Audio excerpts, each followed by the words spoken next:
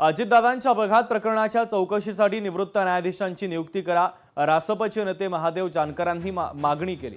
दूध आणि पाणी वेगळं करून जनतेसमोर सत्य आणा अशी मागणी आता महादेव जानकर यांनी केली। तुमच्या अहवालावर जनता विश्वास ठेवायला तयार नाही असं जानकरांनी म्हटलंय। तर महाराष्ट्रातील 99% जनतेच्या मनात अजितदादांचा घात झाला ही शंका आहे। जर केंद्र सरकारला आणि राज्य सरकारला स्वच्छ करायचं असेल तर केंद्र सरकारनं याबाबत सीबीआयची नेमणूक करून सुप्रीम कोर्टाच्या निवृत्त न्यायाधीशांची नियुक्ती करावी असं जानकरांनी म्हटलेलं आहे। केंद्र सरकारनं त्याच्यावर सीबीआय नेमून रिटायर जजच्या सुप्रीम कोर्टाच्या जजच्या माध्यमातून रिअली दूध पाणी वेगळं करून सत्य काय आहे 99% महाराष्ट्रातील तरुणांच्या जनतेच्या मनात आहे की दादाचा घातपात झाला।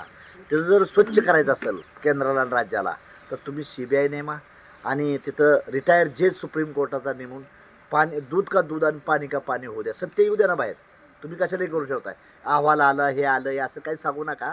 तुमच्या या अहवालावर जनता विश्वास ठेवायला तयार नाही, म्हणून जे सत्य आहे ते बाहेर यावं एवढीच राष्ट्रीय समाज पक्षाची मागणी आहे। मुलींच्या स्वसंरक्षणासाठी जूनपासून महाविद्यालय शाळांमध्ये लाठ्या काठ्यांचं प्रशिक्षण दिलं जाणार आहे। उच्च तंत्र शिक्षण मंत्री चंद्रकांत पाटलांनी या संदर्भातली घोषणा केली। महिला सबलीकरणासाठी केवळ महिलांनीच नव्हे तर सर्वांनी मिळून प्रयत्न केले पाहिजे। सांगली जिल्ह्यामध्ये महिला सबलीकरणासाठी आम्ही नवीन प्रयोग केला। यातून 50 शाळांमधील 36,000 मुलींना दर आठवडा 1 तास शनिवारी कराटे आणि जुडोचं प्रशिक्षण आम्ही दिलं असंही त्यांनी म्हटलेलं आहे। त्यातील पहिला येलो बेल्ट 15,400 मुलींना आज देण्यात आल्याची माहिती सुद्धा चंद्रकांत पाटलांनी दिलेली आहे।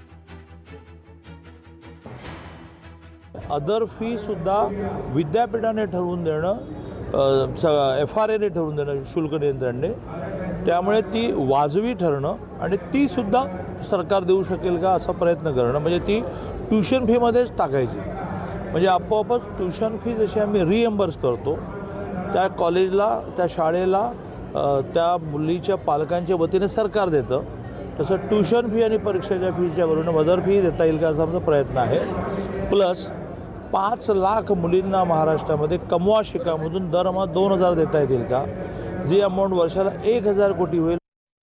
माझ्या मुलीचं कराटे प्रशिक्षण पाहून म्हातारपण सुखरूप जाईल असा विश्वास खासदार विशाल पाटलांनी व्यक्त केलेला आहे।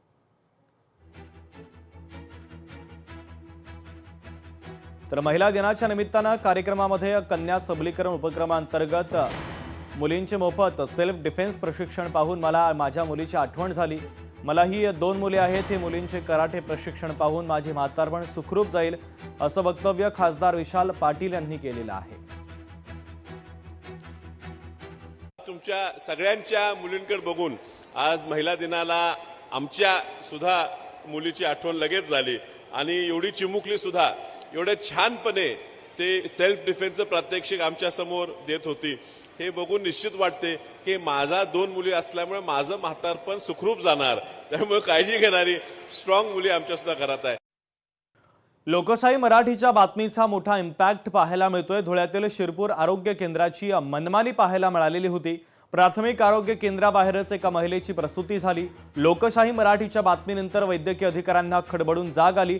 त्यांनी या संदर्भात चौकशी सुरू केली आहे। आमदार काशीराम पावरा यांनी देखील या घटनेसंदर्भात संताप व्यक्त केलाय। चौकशीनंतर दोषींवर कारवाई संदर्भात वरिष्ठ अधिकाऱ्यांकडे आता अहवाल पाठवला जाणार आहे। अशा गरीब लोकांना आपण न्याय नाही देणार असाल कशाला आपण ड्युटी करायची।